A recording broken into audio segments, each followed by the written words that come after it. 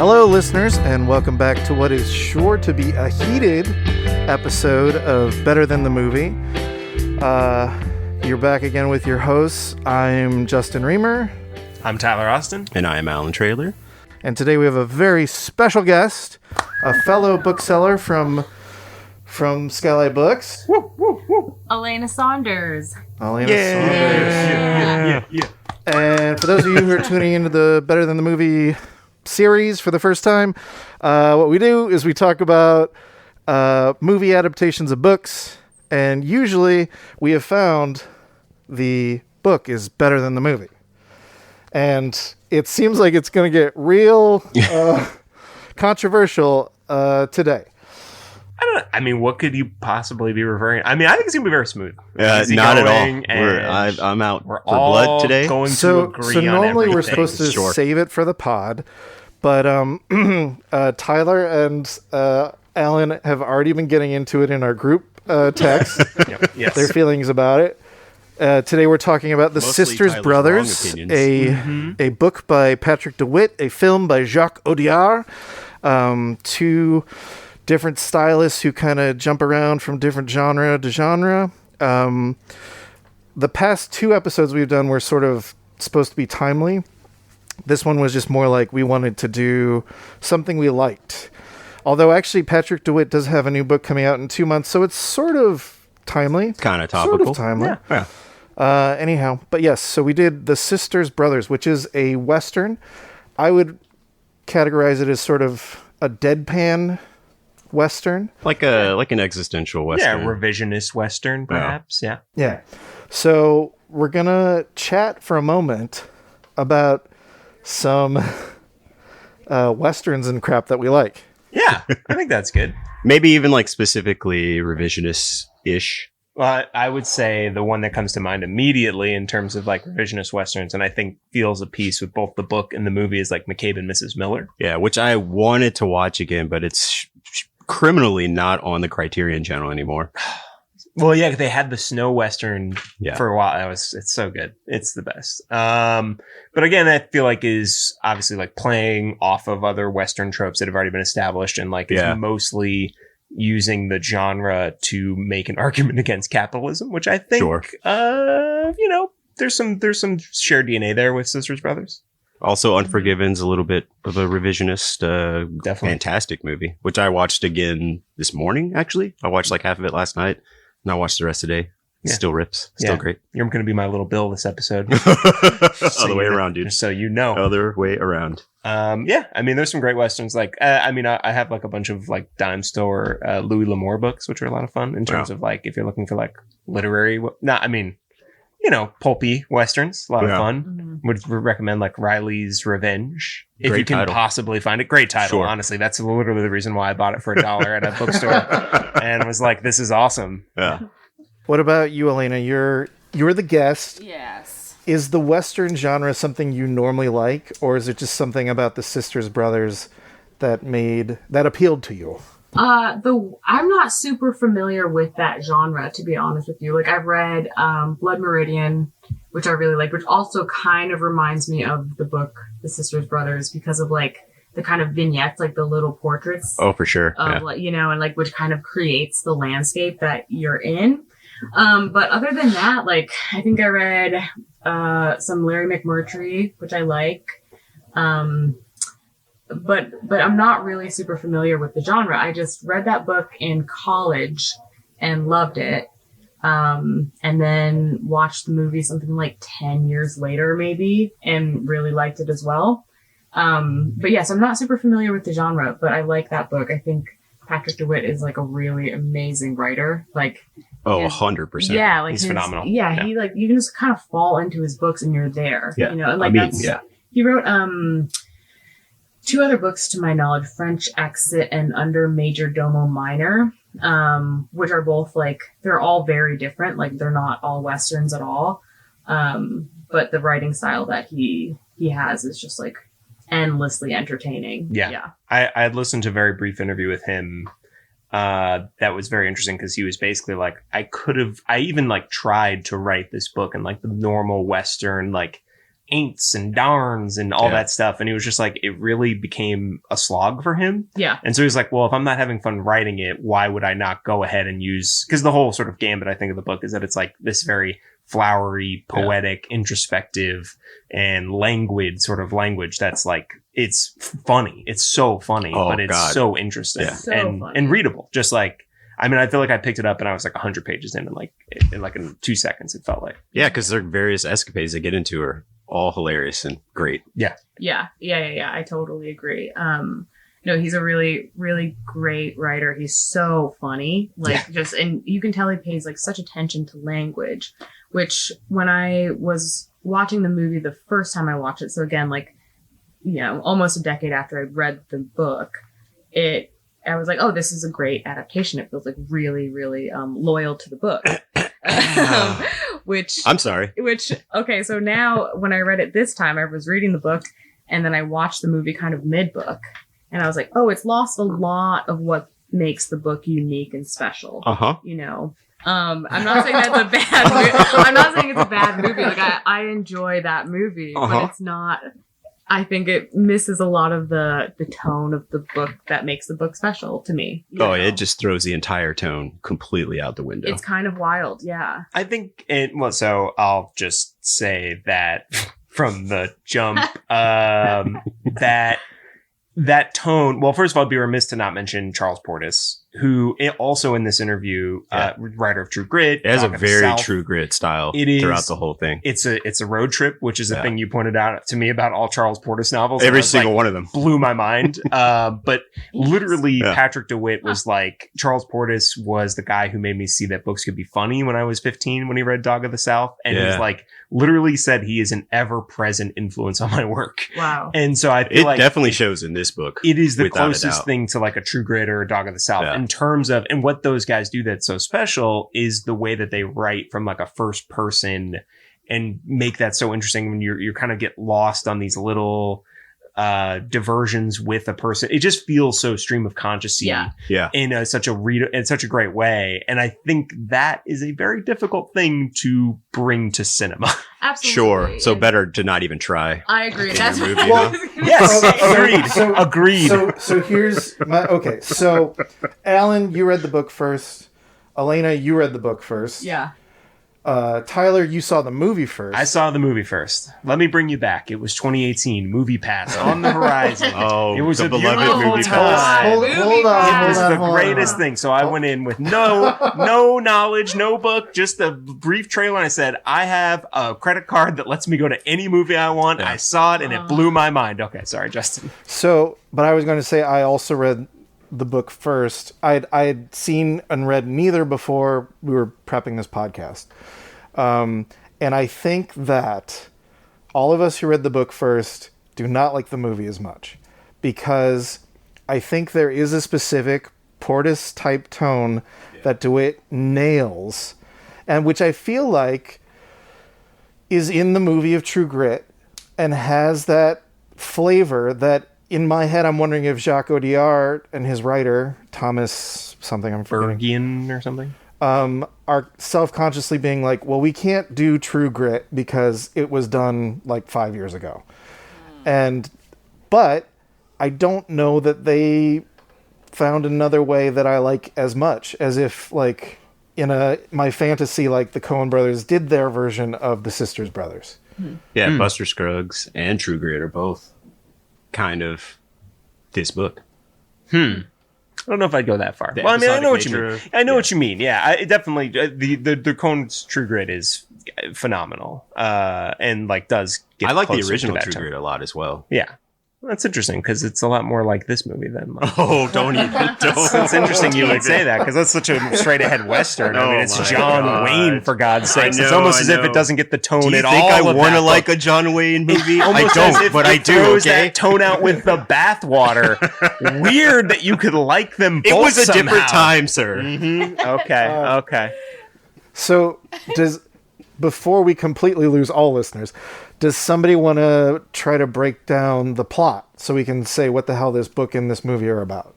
Sure. Do you want me to? I can do it real quick. Yeah. It's pretty. It's a generally pretty simple. It's not a super plot heavy book, but basically they're the famous sisters brothers who were like outlaws, Western outlaws in the like Pacific Northwest, Oregon City. They're killers who work for a bad guy named the Commodore, who's like a major capitalist and sends them out to do his bidding by murdering people. They're sent after a guy who's a miner who's come up with a formula that allows you to see gold at the bottom of a river more easily. And so the guy has like withdrawn his money from the Commodore and leaves. And so the Commodore wants him killed and so that he can get his formula. So he sends the sisters brothers after him. They get in a series of misadventures on the way down to San Francisco where this guy is. He's also sent to scout there. This guy, John Morris. The miner is Kermit Worm, which is amazing. And That's Patrick DeWitt, fantastic name. he said he saw that in a like silent German expressionist film in the credits and just like stole it. So anyways, the Scout and Herman team up at a certain point to go mine for gold. The sisters brothers show up. They are then also brought into that fold. Then tragic events befall, and then the sisters brothers go back to Oregon City. There's an older brother, Charlie, who kind of is in control, but the book is all from Eli's point of view. Yeah. And there's like obviously like power dynamics in a relationship there that's really interesting, and it kind of flips by the end of the book. And I mean, that's pretty much it, right? And the movie it's flips it. Yes. Immediately. Yeah. By making Eli, the older brother, played by John C. Reilly. Yeah. And Joaquin Phoenix is Charlie, the younger brother. And they don't really play with that enough to make that. I think there's one moment that they do that kind of justifies that. Well, first of all, John C. Reilly produced it. Yeah. John C. Reilly produced it because his wife, Allison Dickey, was producing a movie that Patrick DeWitt wrote. So she literally got an published manuscript of the book and was like, this is amazing. We have to produce it. It's the first thing John C. Reilly produced. And according to him, his wife was like, this guy nails the way you think, which is not a compliment from your wife about a sociopathic murderer on some level. But he ponders about life's mysteries. He really does. His various adventures. I could see how it is. He has a very keen eye. Yeah, he's kind of observant and has a bit of a poet in it. Not at all in the movie. No, but so John C. Reilly is obviously an older gentleman, so he's going to be the older brother. But I think the moment that they kind of make it all worth it is where he explains that the younger brother, Charlie, kills their father, which is also a plot point in the book. But it's like the grief of that weighs, the guilt of that weighs heavily on him because it's just basically broken Charlie for the rest of his life. And it's like he feels like it should have been him to carry that burden. Which was a good line in the movie. I think that was I can't phenomenal. admit that. Yeah. Kind of justifies. But that's kind of it. I don't know if that justifies the whole switch for me. We'll get into it. We'll get into it. I mean, it's just I think they just had to do it because Riley's older. Yeah, and Joaquin but they Phoenix, gave him that beautiful wig at the very first scene. That was pretty wild. I totally forgotten about that. I completely forgot about that. It was good. Yeah, but he looks great. And Joaquin, the way that the movie operates is that they give you a lot more of Worm and John Morris, played by Riz Ahmed and Gyllenhaal. More. It basically becomes like a double two-hander. Yeah. Essentially, it's a four-hander. In one of my notes, I was like, this shouldn't be called the Sisters Brothers. It should be the Commodore's Men or something. It's not really solely about the brothers anymore. Right. Because as in the book, you are completely locked into their point of view until they catch up with where Morris, the scout, had been staying. Yeah. And they like literally grab his diary and they just like read out of his like diary entries. It like just show up in the book, which I thought was really cool in terms stylistically in the book. Yeah. But in the movie, literally, like, they're sent off on the mission, and then we cut to, like, Ahmed and Jake Gyllenhaal meeting, and, like, their bromance blossoming. Yeah. Which, come on, you gonna tell me that's not good? I mean, it was spicy. It was saucy. But they still kind of play it safe. Like, in the book, you're like, what's going on here? In the movie, it's still like, what's going on here? Mm-hmm. Except for, like, one, like, longing look he gives them, maybe. Yeah, their friendship, it's like kind of beautiful. Yeah. I really, in both versions, I was surprised. So having read the book, I forgot how much, or having read the book second, I forgot how much of the movie was both storylines.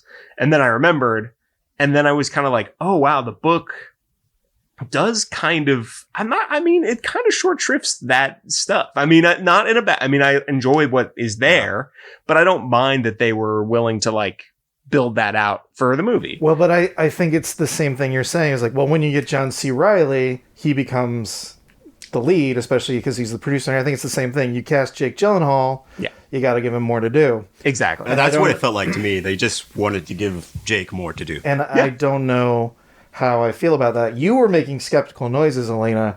What do you think about the change of the brothers, the dynamic of the brothers making the older the younger and vice versa? So when that part in the movie happens where he's like, I should have been the one to kill our father, I was kind of like, okay, maybe. I don't know. Like, it didn't, like, it kind of hit me as like, okay, they needed a reason. Like, it just felt like this weird kind of like, he's twist, like something, it just didn't strike me as like emotionally interesting at all. I mean, it was emotionally interesting, but like not necessarily like, it felt like a justification, you know what I mean? Kind of. of. This is, whereas like in the book, we really start to understand Eli through his interactions. And this is what I actually wanted to hear from you guys about. Like in the book, there's like kind of anecdote upon anecdote or whatever of Eli's interactions with different women.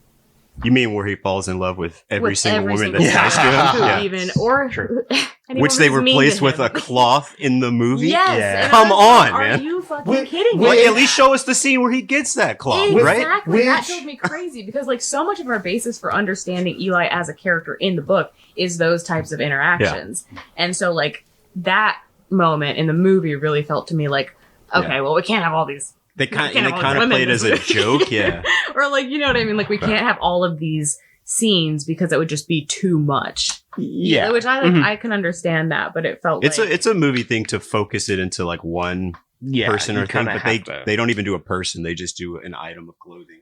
Yeah. Which is what they did with the freaking All Quiet on the Western Front 2022. Yeah. They cut all the women's stuff and then it's just this one rag that is supposed to represent women, and it's like he passed it around. Come on, guys. Although I did love the scene that he has with the prostitute, that scene I think crushed that is me. So good. It's really phenomenal. Allison, where he's what's her name? Yeah, from Fargo. Yeah. She's so. I kind of wanted more. I thought she was going to have a longer. I know. She was great in that. Yeah, I was like, oh. Her face is just so expressive. Yeah. Like it really kind of, and the way he's directing her. Yeah. It is quite great. So I think you get one really good scene with that, but they do cut out a lot of the and rest like of I understand why they would cut out because it would be like an 8-hour long movie if you went from like, you know, because like a novel is constructed in such a way that makes it make sense, and so like to do an adaptation like that is faithful to a novel, it would have to be like, I mean, it'd have to be a miniseries, right? Yeah. Like I wouldn't be mad at that if someone else took a crack at this. Sure, not either. Someone better.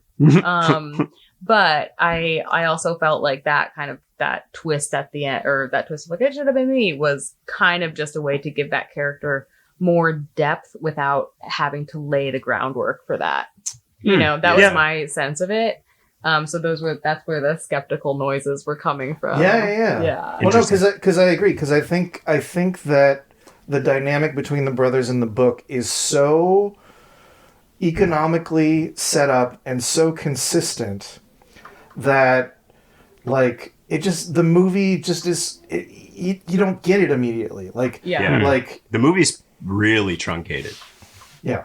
To the detriment of like almost every single dynamic except for Morris and Warm. Yeah, which they expand and give a lot to. I don't know. That's interesting. You really feel like you don't find... I felt like I kind of got their relationship. I mean, again, I should be clear. I find this movie to be a modern masterpiece. I think it's like one of the best movies of the 2010s. Tyler, I think you're having a stroke. Phenomenal. It was a masterpiece. It is a modern masterpiece. It's phenomenal. I really like this movie. I do like this movie like a lot. I will watch it again. Yeah. But I do think that in order to like really enjoy this movie, I have to separate it from the book because it's just two different pieces to me. They're talking to each other, but they're different. I will say I don't hate the movie. I think it's an okay movie, but I hate the adaptation. Sure, aspect of that. That's fine. Yeah, I think that's so many great things are lost. Even just, and again, this is pointing to maybe the conesiness of it, is like the adding of fucks in the movie. I'm like, you don't need to, like the language in the book. The language in the book is so good. It's not stylized in such a way that it calls attention to it, but you're like, oh, they're talking a certain way, and like adding fucks to it like they do in the movie just really, I'm like, I wish, because it's like the first thing is like John C. Reilly going like, oh, we fucked up. Yeah. And it's like, it feels like such a cheat. Like, I agree with that. It, like, whenever that's added, when they're like in the book, there's such specific language, and that's what makes it really funny. Yeah. And like they're very consistent throughout. And then to add, I just feel like to add like fuck to anything is, I mean, to that especially is like a cheat. It feels like a little bit like supposed to be funny, but it's not necessarily. It's already like a fairly modernized version of that time, anyways. Like it's a happy middle ground in the book. So to further modernize it feels like, why? You know what part I do love in the movie, though? Because I feel like it's amazing. Is the part at the end where... Okay, spoil. Yeah, we jump right to the end. Go for it. Okay, great. Where Charlie... I can't remember if he has his hand cut off, his shooting hand cut off yet. But he's injured, like severely injured. And they're in like a shootout. And Eli says like go move the horses, and he moves the horses, and he's like Charlie, who's like kind of the much throughout the entire book and the movie, he's the much more violent, much more happy to be violent brother, and at the end he's like comforting this horse who's freaked out by the bullets, and that moves me. That is it's really phenomenal scene. And it's kind of funny because in the book I feel like there wasn't that emotional like high point for me.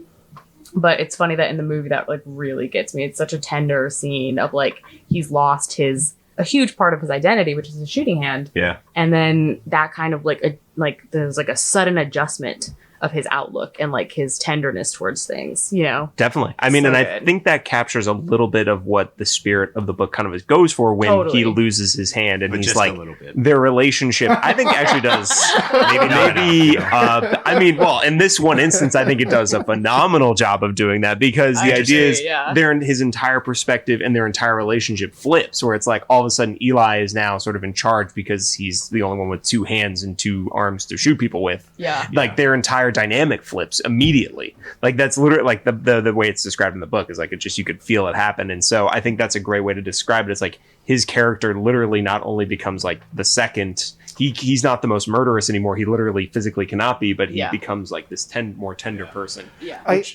I do think it's interesting because my reading in the book is more that he becomes more sort of withdrawn and closed off. And so I feel like I feel like it's almost like Joaquin is like, no, now I play the pain and the whatever. Yeah. And that's one of the choices that I agree. I'm like, that's interesting. I don't know which one I prefer, but it's different and it's interesting as opposed to some things. No, the book's better. Better than the movie. Constantly better than the movie. All right, shut it down. BTTM.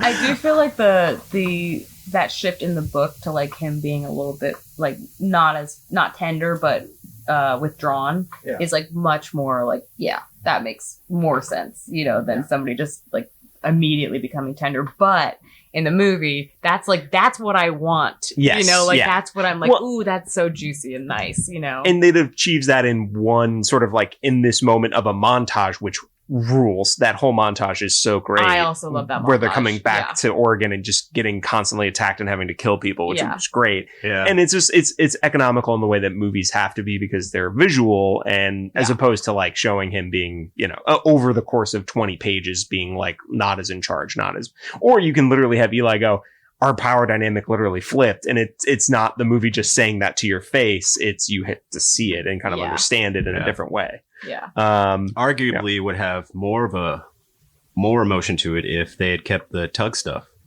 I was surprised that the Tug stuff, like his like love and like devotion to that like really terrible horse. Yes, it's sort of in here, but not. They definitely underplay it in a way that's a bummer. Because so much so that when like he's like worried about it, I'm like, who cares? You don't care about this horse. In the book, you'd be devastated, but it's like here, it's like this isn't earned. Yeah, because in the movie, there's no stuff with like his eyes kind of messed up, but there's no like doing the alcohol washes. There's no like scene where they're not taking his eye out. No, they don't do that in the movie. God, that was one of the funniest scenes in the book. Oh my God. Them trying to get the horse sedated. Oh yeah, and then him laughing at the man. Yeah, that was so good. They're almost like, why are you crushed to laughing? death. I don't see this as funny at all. Yeah, Yes. that was like another thing in the movie that I thought was kind of interesting and strange. Is like when that horse died, Yeah. he was like, my horse. Yeah, And he it was, kind of feels real like they're sad like, about we it. need a sad moment here Yeah. before more sad I think it's moments. also So, meant like- to be like he's been relating to the horse in many like it's like it's to a much I'm sure it's lesser meant to be a lot of extent. Well, that's Yeah. the thing, though. Yeah, is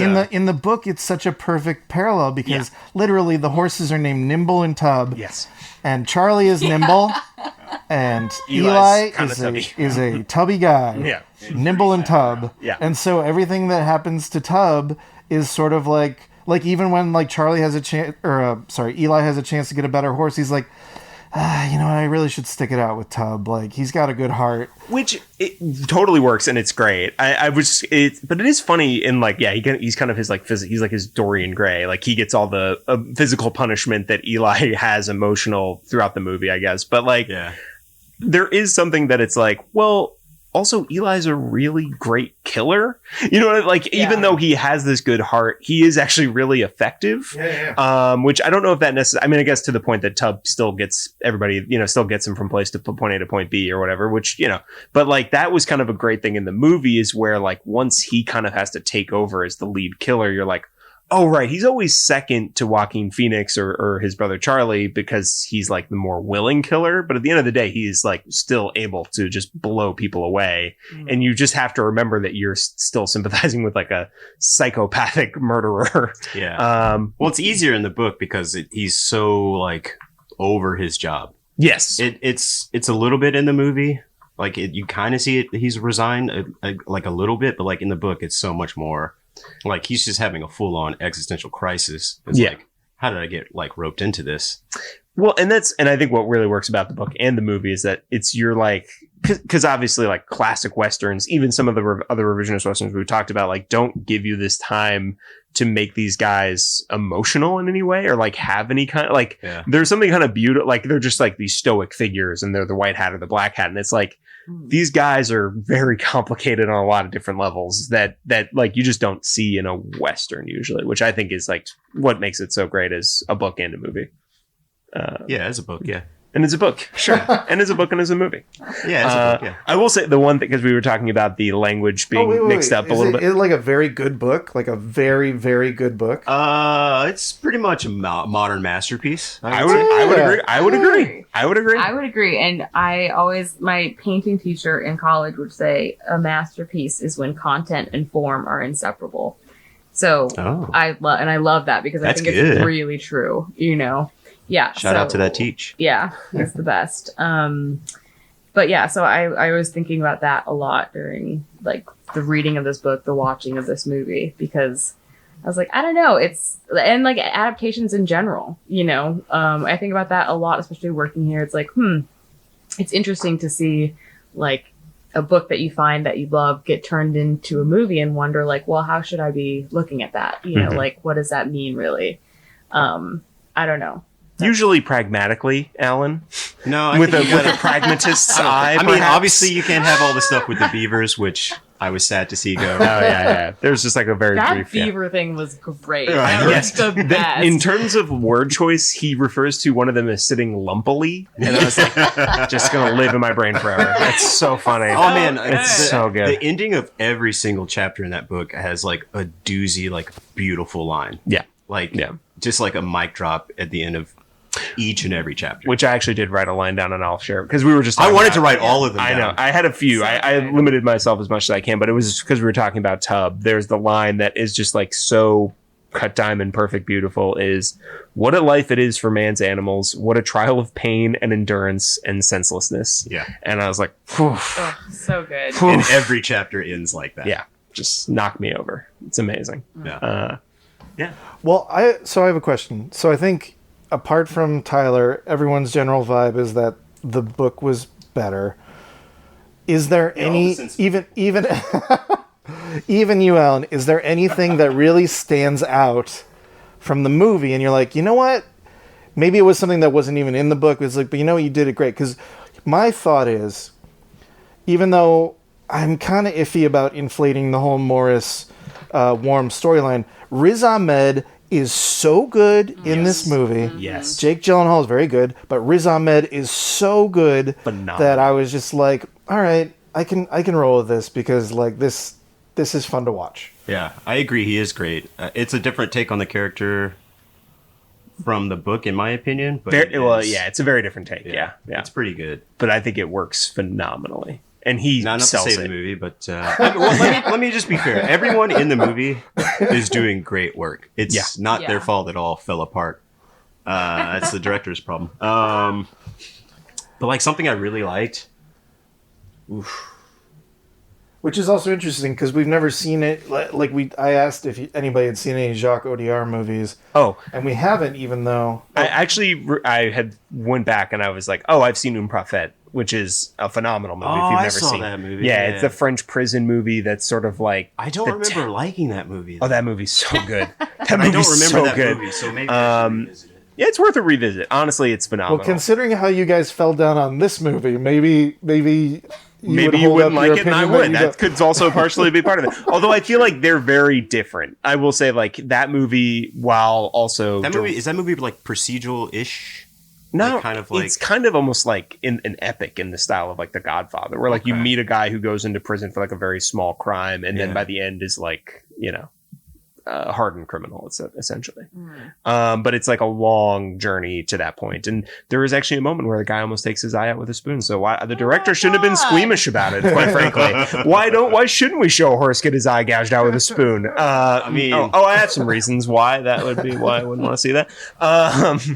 But no, I think he's, so anyways, that's a really great movie. I would definitely recommend. I'm still trying to think of like, I don't know if there's a moment in this movie that I felt was enough of an improvement for me to be like, other than the ones we've already mentioned. I like the scene where he's pretending to cry. That was great. He goes to console him and he's just like laughing at him, like calling him names. I thought you were going to kiss me. Yeah. I thought that was Which great. is like kind of one of the only moments in the movie where I could see their playfulness. Yeah. Because throughout the book, like they're brothers, they hate on each other, but they also like joke around and kid around. I don't feel like it's in the movie a ton. I think the moment where until maybe the second half of the movie. Yeah, the moment where like Riley gets to slap him in retribution and like knocks him down, and then like is like, you know what? That's a pretty good scene. It's pretty good. Yeah, it's a pretty good scene. Yeah, I don't know. Well, he punches him. That's the whole thing. Is that after he's pretending not to remember? I think he slaps him, but he just throws his entire body into it. I think he punches him. Joaquin Phoenix goes, because that was the whole thing. Is he's like, I just slapped you. He's like, I thought you didn't remember. Well, no, but he says, I slapped you. I didn't hit you with a shovel. And I think that's meaning like your hand is so big and like you hit me so hard. He literally gets knocked down to the ground. I think that's how I took it, at least.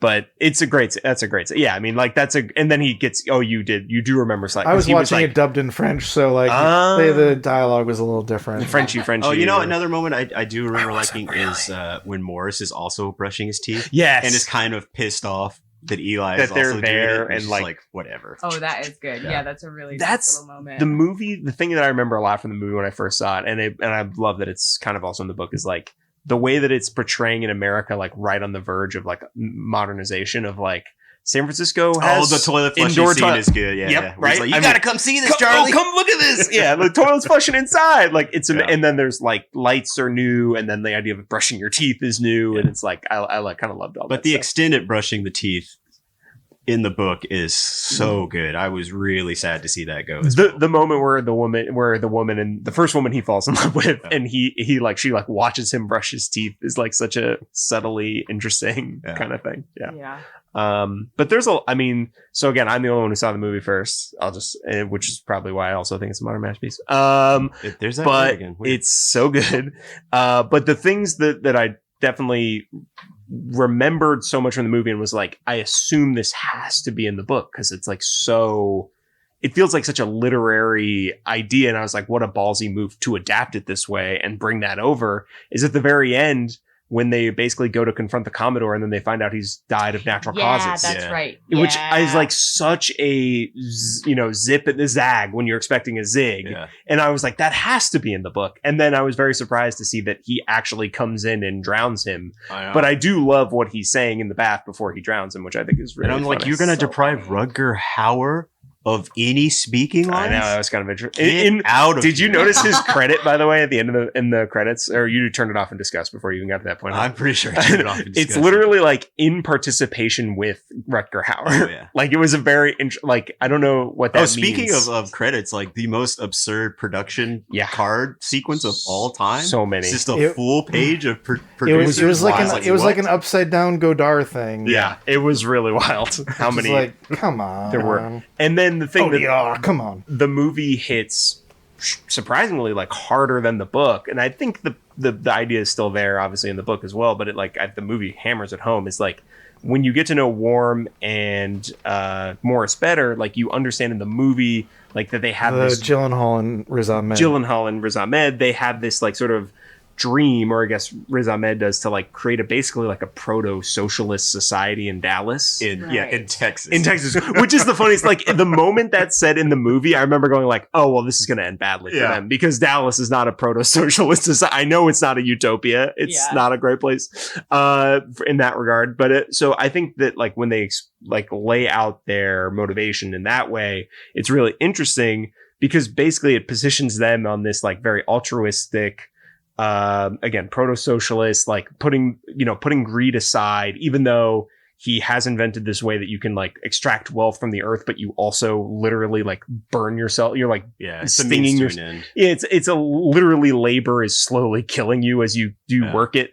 But then you put that up against like murderous, sociopathic, violent, greedy assholes. And of course, in the history of America, who wins in those situations? And I think that is such a fine, beautiful point of like, oh, even just accidentally, those who are tended towards violence and do not shy away from it and are greedy and want more will always like snuff out those who have altruistic goals and slowly kill them. And I mean, it's in there. No, it's in there. I mean, that's hit on it what more. That's what I'm saying. Well, that's why I think they hit on it more in the movie than they even do in the book. I mean, honestly, I'm saying go even further. If you're going to inflate those two characters that much, like just get into it even like all the way. Yeah. I mean, to me, that's the thing that I have held on to from the movie to like watch it until literally hours before watching it last night. I was like, God, I love that stuff. It's cool, I think of it all the time. I also don't understand.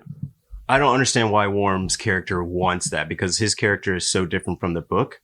Yes. We don't really understand why he wants to do this, other than to just insert like a betterness into the world. Right. Well, and I think there's like, okay, that's two things for that. And inherently by like casting a person of color in Riz Ahmed, I think that like gives you like, he has this outsider quality that he's like been at the bottom of America and like has had to leave. I mean, they talk about him having to leave home because his father couldn't like afford him. So like, there's clearly like, he has this like experience that's kind of baked into his whole thing about like, he like feels like he hasn't been taken care of and he wants to take care of people. But then also, and I'll give credit to Audrey, who I watched this movie with last night, my partner, who was like, he also has like just a touch of cult leader vibes. Oh yeah. Which is really interesting. Like that's just Riz Ahmed in general. But he's just so charismatic. Yeah. You're like, I'd follow this guy to Dallas and do a proto-socialistic society. It sounds awesome. Like piercing gaze. Yeah. So it is interesting. Like, yeah, let's do it, man. Let's just fuck up my whole life. Whatever it takes.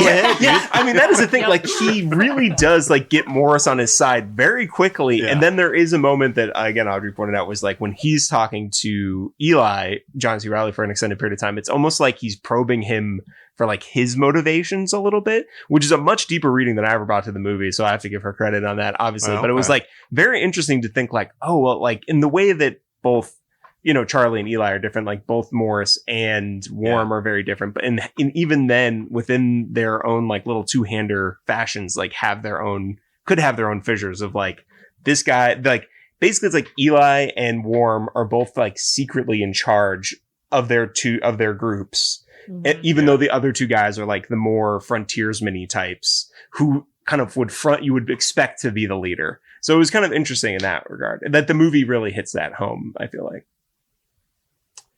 And I rest my case. I'm right. You're wrong. Leave. Go. Bye. But anyways, that's certainly what drew. That's what when I first watched the movie, that has literally stuck with me for like 5 years. Yeah. In such like vivid detail that I was like so happy to be revisiting. I mean, it is there, and I do agree with you, but it's not there enough to have enough meaning for me. Yeah. To change to stray so much from the book, it doesn't quite hit as hard for me. Yeah, see, some of us can. I feel like it's a great idea, but like not the best execution of it. Yeah, well, it's funny because I think it's actually again subtler in the book when, in a way, like the book could almost have more license to be less subtle because of the way that it's already written and like structured, and it's just a person talking directly to you. I felt like he could have gone harder at that in the book, and like almost has the restraint not to, which I can definitely respect, and I think still works. The book is called The Sisters Brothers. I mean, it's about the Sisters Brothers. Maybe that's where you're confused. That's not true. You're not wrong. I also feel like the book kind of tackles this thing about like again the fact that Eli's character is constantly falling in love with every woman who like will bother to say hi, and each one ending more and more tragic. Yeah. But also like this idea of money, that it's sort of like, well, they've got money at home, so it's sort of like they're kind of okay. They're like, you know, stealing some gold here, doing this here, getting ripped off here, getting beaten up by women of the night who like steal everything from their pockets there. And it's sort of like by the end of the book, they are stripped of every last cent. Yeah. So it's sort of like there's definitely like a greater sense of like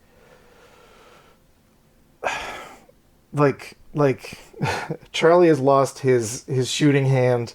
They've been stripped of all money. So Eli can't even have his dream of like starting a store. Yeah, They're just like these psychopaths are just like taken down like by like the god of antiquity and just like brought low, and all they can do is literally go home to mom. Yeah.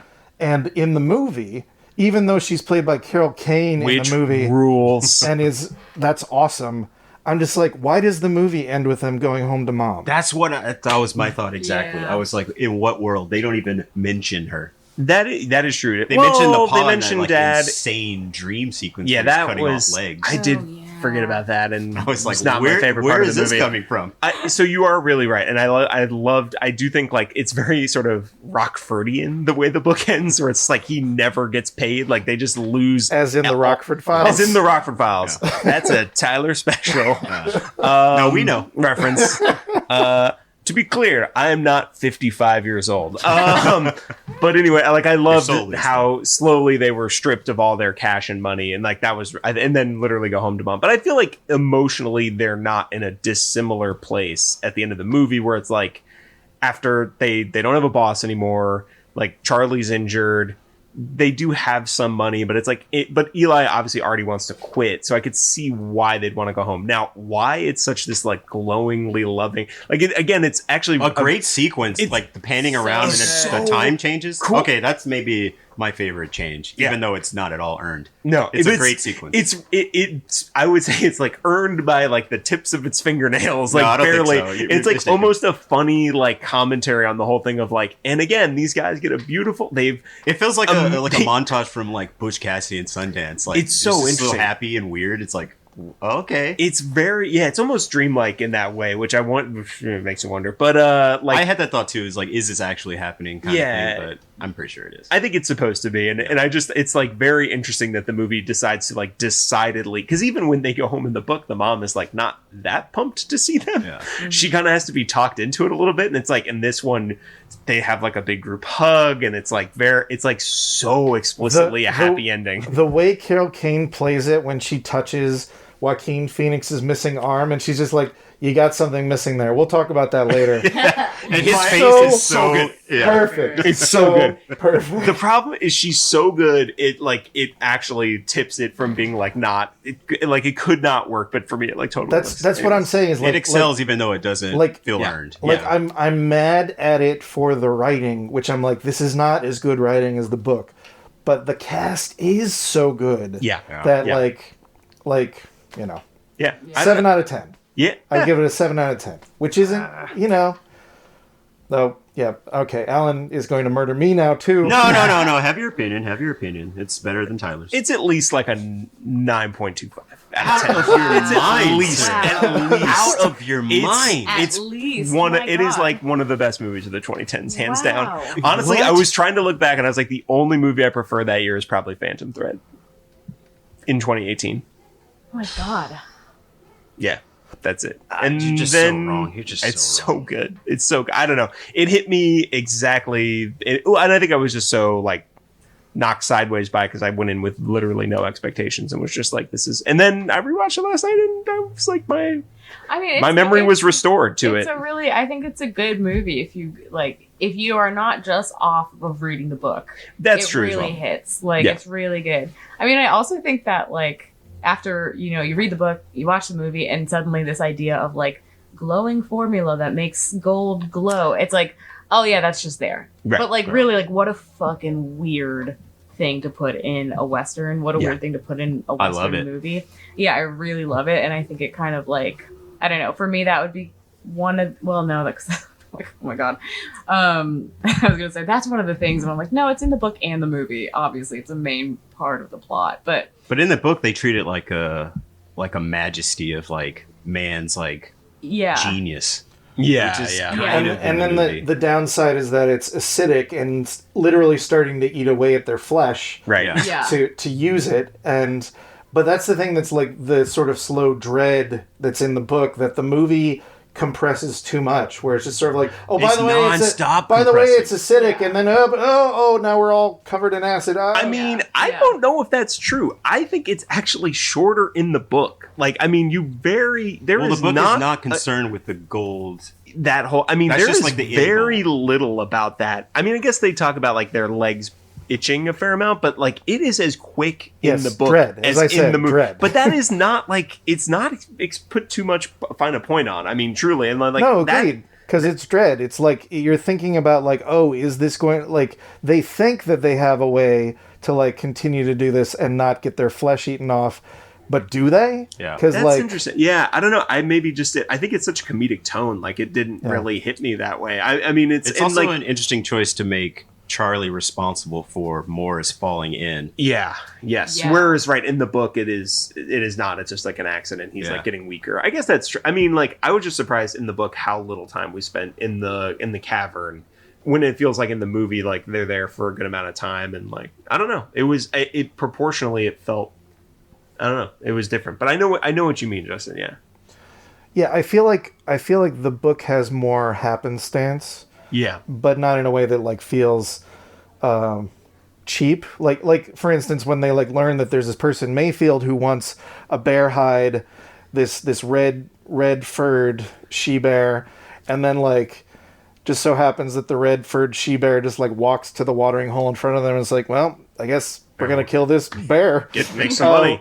Yeah, which is played as very funny. But the movie clearly has had a lot of work done to be okay, we've got to set up things, so we're cutting the bear. They've got to go to this place, which then what's that? It is still sort of there. It still destroys his horse eye. They just throw it in that random sequence. They converge it with the him getting bit by that spider. Right. It's all in that right, and sequence. then in the it's book, 3 different scenes from he the goes. book They go to merged. the witch's house or something, right? Yeah. And he can't leave. Which I was sad to see that go too. Honestly, I get it though. Probably the moment that I was really wish they had adapted into the movie was the gunfight between the lawyer and the stable hands. Yes, because that is so again towards the theme of the book and so great. And there's the kid there's I once saw an Indian get his guts ripped out like cotton candy. Yeah. It's and Eli is so judgmental. Yeah, he's shouldn't you not bring your child? He's he's been to several of these. Yeah, and the guy is such a jerk, and he's I'm friends with the lawyer, and he's well, I hope you say goodbye. He's going to be dead in a minute. Yeah, it's that is, and then it's exactly what happens. It's this guy with any kind of sense of civility or education is immediately wiped out by a guy who and comes the lawyer out last minute being if you just say you're sorry, we could just all go home. We'll call and he's this whole nope, thing off. I don't think so. Nope, don't mind. When he's just, it felt like the Indiana Jones moment with the guy with the sword, and then just blows him away. But it's also one of those moments too where the way it's set up, you're oh, is this going to be a moment where Eli is shown to be a fool? But no, Eli knows. Yeah. And so it's one of those things where we maybe think of him as a little foolish because of the way he acts with women. But like, it's when it comes to like this, when it comes to gunfighting, like Eli knows. And I feel like we get there eventually in the movie, like when he has to take charge. But I don't feel like we have that sense of like them being so good at killing. Which I agree with oh that. really? I feel like I agree with that. In the book, I especially agree with that. We're like I feel like the only clue that I get that they are really proficient at what they do is when they're mentioning their own names, and people are like, "Oh my god!" Whoa. Like, "Oh shit," you know. And I thought that's kind of an interesting move because it really does like kind of bewilder your idea of who Eli is as a character, because he's kind of bumbling. You know, he likes falling in love with every woman who hates him, and you know, I think it's kind of an interesting move to not necessarily show the more brutal parts of Eli, because from his perspective, I think he's probably not brutal, you know? Yeah. Well, it's interesting. Like, they definitely get rid of, like, they put a hard point on it in the book that it's like he has this like rage issue. Yeah. And that's how he like summons himself. Like, he gets into this rage to protect his brother, and that's how he like taps into his killer. And his brother like has been manipulating this his whole life, essentially. Yeah. And I feel coach like, getting his head in the game. Right, exactly. But like in the book, I will. That's very good. There is so much like just totally tertiary murdering in the book, where it's like, oh, they wouldn't lend me the tools so I could cut you out of this cursed cabin, so I just killed 5 guys. Right. Yeah. I just laid them to waste, and it's like, oh Jesus. And they also they're pretty practical in the book, where they have like little tricks that they do where they pretend to count, and then they just like shoot. And then they shoot on 1 instead of 3, which I thought I would have loved to have seen in the book, because like but I feel like there's plenty of moments, even that I just love, like this movie. By the way, let's just talk about it. Looks amazing. Oh, it's beautiful. It's insane. It is like paintedly gorgeous, and I love the opening scene where it's like all dark and you're just seeing the muzzle flash. I was just gonna say That's that. so yes, good. and it's great the way that it kind of like, because in the book it just starts out and they had just done that job. Yeah. But like in the movie, it starts out with kind of like an overlay of what that job is. Not really even an overlay, but just like a suggestion of a job. Yeah. And it's so good. Oh my god, it's gorgeous. Just so cool. Yeah, and then like it. some of that again, like we talked about, loving that montage at the end. It's like just like the moment when they're riding back on their horses and Eli's like shooting back at guys who are chasing them. They're like falling off their horses, but it's like they're going through just this insanely gorgeous landscape. Like it could be just this insane, you'd hang this painting on your wall and then like in the foreground, like murder is happening. And you're just like, this is awesome. This is so good. Yeah. Who could not like this? Who could not like this?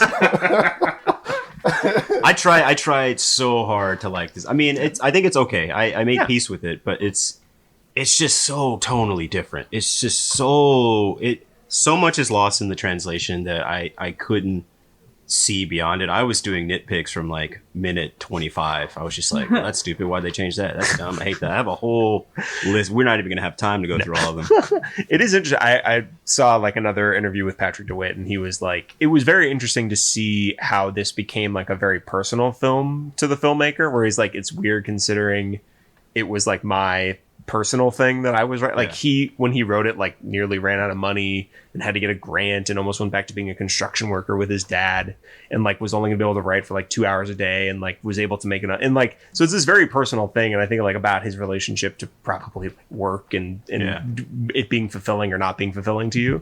And so it is interesting. I don't exactly know what the I don't know Jacques Audiard that was the thing I was going to say. Well, he said mon frère at the end. That's right. It does say "à mon frère" yes. to my brother at the end, which is like, okay, so you got like a fucked up relationship where are you Eli and your brother's Charlie? Like, what's going on here? Who's who? Also, Joaquin Phoenix is so good in this movie. Oh, he's a short king compared to that giant Shrek lumbering John C. Reilly. Yeah. The one moment, because we talked about it earlier, where they do insert more obscenity into their language, the one moment that absolutely just fucking sung for me is when they read the letter from Jake Gyllenhaal's character and Joaquin Phoenix goes, "pretentious asshole," which is just like, that guy would never reach for that language, but it's so beautiful that he does, and he doesn't know the word pretentious at all. Yeah, but it does. Like in the movie, they still go for like heightened language, but it's just not it's just not the book, which I agree is. It's just like a half deadwood. It's like we're gonna be a little more cutting edge, but it's like I don't know. It's like a teenager rebellious vibe to it. So I have the edge that they throw in. A quick question. So for you, Tyler, you call the movie modern masterpiece, one of the best movies of the 10s. It's stuck with you this long. I want you to think for a moment about why you think it's stuck with you. And Alena, you are frequently recommending this book to people in the stores. I want you to talk about what it is that year after year speaks to you about this book. Okay. Oh, do you want me to do that now? Sure. Okay, great. Oh, gosh. Yeah, I mean, I think for most of the reasons that we've been talking about is, like, I'm such a huge fan of any writer who is consistent in their styling. Like, I think that Patrick DeWitt is like a master stylist. He knows exactly how to be funny in his way. And I just find generally his writing to be extremely charming and insightful and like very thoughtful in the bigger questions that he's asking throughout the novel. I just think it's a really beautiful book. And I think that like it's not a difficult read. But it is like can be challenging, you know. It kind of meets you at the level that you feel like you're at, because I can read this book when I'm really wanting to like go deep and have like a moment with a book, and I can also read this book when I feel like I want to feel better about something or I want to escape something. So it's like it's just a very good book. I mean, I think that's why I recommend it so much. But like people also, I will say I recommended this book and people have come back to the store, found me and said, thank you so much for recommending this book. This is one of my favorite books. And then they also say the movie sucks.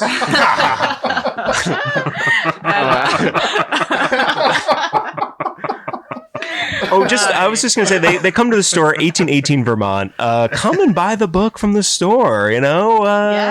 Come buy it from Alena specifically. Hey. Yeah. They stopped listening like 40 minutes ago. They're like, these guys. I try to shill books, Alan. You're taking pot shots at me. Yeah. I want to sell books here. No, that's true.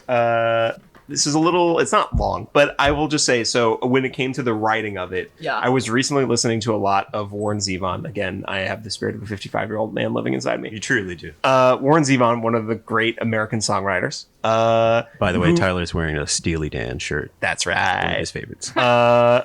And it reminded me, like, I listened to this song on Bad Luck Streak in dancing school, and like, I found it like right as I started reading the book. And it like some of the language in it just absolutely like was like of a piece, like truly was like some of the lines in it where it was just like her father was, and it's a Western inspired song. And it's like her father was a lawman. He swore he'd shoot me dead because he knew I want a genie and I'd have her. Like I said, like it has some of the same little flowery touches. And so anyways, I was just like looking into this song and was interested about it and wanted to bring some of it to you. Like, you know, and the anger and yearning, like fever in my veins. Fever in my veins is good. There's just it's a great song, and I would highly recommend it. Genie wants a shooter. Genie needs a shooter, but so here was the interesting thing. As I was looking into it, I was like, oh, it's co-written by one of my favorites, Bruce Springsteen. And I was like, what is this about? Like, how does this work?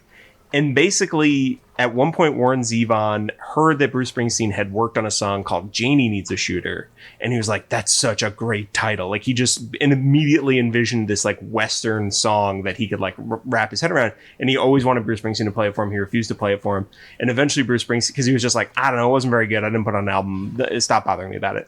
So finally, Warren Zevon goes to him. He's like, play it for me. And Bruce is like, if you like it so much, just write your own song. So then he wrote Genie Needs a Shooter. So I found it like, it's like kind of its own form of adaptation, like a mini version of what we're talking about happened with this song. And the legend is sort of like, he basically brought like the first verse to Springsteen, played it for him. Springsteen was like, this is really good. Like, where's the rest of the song? And then they co-wrote it from there. But I just thought that was really interesting that it was like kind of this own, like within songwriting. Spoiler for the song, the person who's singing the song dies. He gets shot. Oh, Genie needs a shooter. There it is. It's very similar. Yeah. Oh, no, but it's a phenomenal. It's really, really great. So I'd look that up. And then were you going to ask me about the movie, Justin? Yeah. What a way to answer the question I asked. Yeah, he asked you a very different question. I was tailgating onto Elena's thing about the language of it being so interesting that it anyways, I had a lot to say about this. This is a great movie. It's a great book. And it timed out well. I saw a shooter Trader Vic's. His hair was perfect. You broke Justin. Yeah. I put the quarter in the jukebox. That's on me, guys. No, the movie has it's kind of everything I've talked about in terms of its messaging being both very subtle and kind of at times overt and I don't know. I guess it's 2018. It was we were halfway through the Trump presidency. I was wait, capitalism sucks. I'm working a bunch of dead end jobs that I hate. Not anymore. But labor, rest is resistance. These kind of things were bobbling up in my head in a way that maybe they hadn't before, or were certainly coming into a clearer picture. I just think it's a beautiful movie. I think the relationships are really great. It's incredibly well acted. It's great to look at, and I think it's just really good. I agree with all of it except for the relationships. I feel like that's so interesting to me. I just don't really buy most of them. I will say it definitely started slower than I remembered. And in terms of, I think the sisters, brothers and their relationship, it took a minute for that to get going this time when I watched it. And I think it's just because maybe it's exactly as you said, Justin, in the book, from the word go, you get it.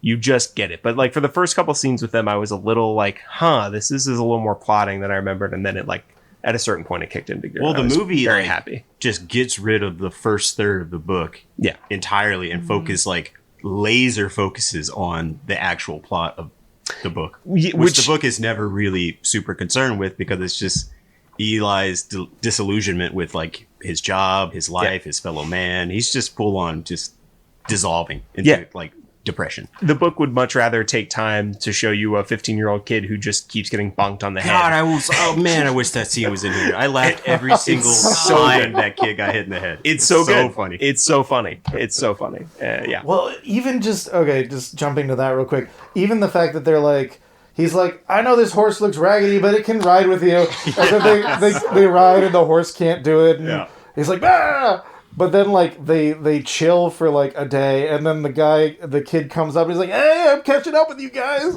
It's so funny. It's so funny. It's so good. And that stuff is what makes the book really special. I mean, but the movie just had to make cuts. Got to make cuts. All of it, though? Had to cut all of what was great. He still get his weird spider bite, which I think is actually grosser. The spider in the crawling movie. into his mouth. I was no. And then it he gets all swollen up, and then he has a weird cough, and then he spits out a bunch of baby spiders. I mean, it's way more gross. I did not enjoy that. So much gnarlier than the book. I just feel the book has a certain charm to it, where the first, I don't know, 3/4 of it are there's no real through line. It's just kind of anecdotes, kind of being popping around.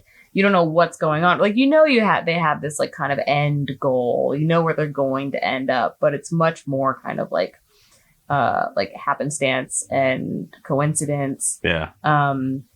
And I think because of the time constraints of a movie, you have to cut that out, so it becomes much more plot. But I didn't like the fact that they were always a day behind them. In the movie, they were right on their trail constantly. Yeah. Which is kind of funny because it that is, to me, that's a very classic kind of action movie thing. And then what I loved about the movie actually was the end when the Commodore is dead, right? Yeah. Mm-hmm. Because that just feels kind of like a wink. We know what we're doing, but we're not gonna really play into it. Exactly. So here is this Western trope, the big showdown, and we just are not gonna give it to you. And they almost have kind of a training montage. They're okay, we'll go in and we'll do this, and then they they get there and he's in the casket already. I love because Charlie asks Eli are you disappointed? And he's kinda, yeah. It's so good. It's so I do good. like him punching the corpse just to make sure. Just making sure. Because a part of me was is he faking his death? Pop up and be alive. Again, in the book, it's really interesting. He's giving the Commodore's giving this big oration in the bath, which is so much more on the nose it kind of. But it's also like a motif because he hears yeah. like weird shit when people are in the bath. Like when his brother says like hurtful stuff about him, right? And he's just bummed for the rest of the day. That is a good point. That scene was tragic. I kind of wish they'd had that. Yeah, that was really good. Yeah, I think that would have been a really important. I mean, that felt like an important scene to include. You know, yeah. I forgot. Like, oh my god, just because all the good stuff from the book is not in the movie. Yeah. All right, so let's wrap it up. Okay. We'll start with you, Alena. Did you like the book? Loved the book. Did you like the movie? I liked the movie. Which is better? The book. The book. Tyler, did you like the book? Love the book. Did you like the movie? Love the movie. Which is better? The book. All right. Interesting. They're both towering achievements. Yeah. Alan, this is a towering achievement. I'm very interested. So, did you like the book? Oh, the book went... The second time reading this book, it went from being a book I really enjoyed to being like maybe one of my favorite books, kind of, period. Yay. Yeah. Like, I love it a lot. So, book masterpiece. Movie, okay movie. Terrible adaptation. And which is better? The movie is better. I'm just got his ass. Oh, no. Got him. Thank you for the $20, Tyler. No, obviously the book is way better. Nice. And my take, I think I already said, movie I'd give like a 7 out of 10. Book I'd give like a 9.5 out of 10. I would go modern masterpiece for the book. Yeah. And the movie, maybe I'll remember it. Yeah, maybe. There's some stuff in there. I feel like if I revisit the movie, I'll probably be kinder to it with like the book fading a little bit from my memory. Yeah. It's really just how different it was. I was just fighting it from minute one. When you're freed from those shackles of can I just read some of my like random little... all right, real quick. I don't have that many because we talked about most of them organically. I have here Jake Gyllenhaal, the dandy that punches harder than Indiana Jones. Oh, yeah. Why does Mayfield want to kill them? Like, her motivation is so strained in the movie. Already sent guys after Worm because he came through and asked her for money. Right. And so she's trying to kill them so they don't get to him before her guys do. Yeah, but all that like happens like off screen. She just kind of tells them it happens. Oh, yeah. I mean, I don't know. It was pretty clear. I was able to just repeat it. I know. I have it in my notes that that's what happened. But I'm saying her motivation was like super weak compared to like in the book. Like, I mean, it's a dude, but like it's very different. Like wrong. He feels slighted by them because they also don't kill him, and then he like burns down the whole town. True. Which is fascinating and takes their money after when they come back through town. Yeah, it's real. I mean, yeah. I think we talked about most of my little notes. Yeah. All right, groovy. Well, thanks so much for tuning in. I hope you stayed with us and weren't too covered in bile and vitriol. Thank you, Alena, for sitting in. And thanks for having me. This was so much fun. Nice. I love this book. And thank you for giving us the excuse to revisit the movie and to actually read the book because I loved it. Pleasure. Yeah. And next month, we already know what we're going to do. We are doing Judy Blume's Are You There, God? It's Me, Margaret. So if you'd like to read with us, please do. And, hey, come by Skylight Books, 1818 North Vermont. We're in the yellow pages. Come on down, partner. All right, that's it.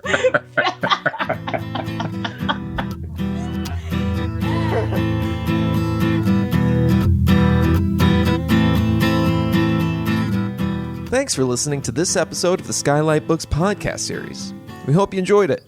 If you'd like to check out the book featured in this episode, or others, please visit skylightbooks.com. If you're in the Los Angeles area, stop by for one of our live in-person author events. You can find a calendar on our website. If you like this podcast, leave us a review. It really helps us out.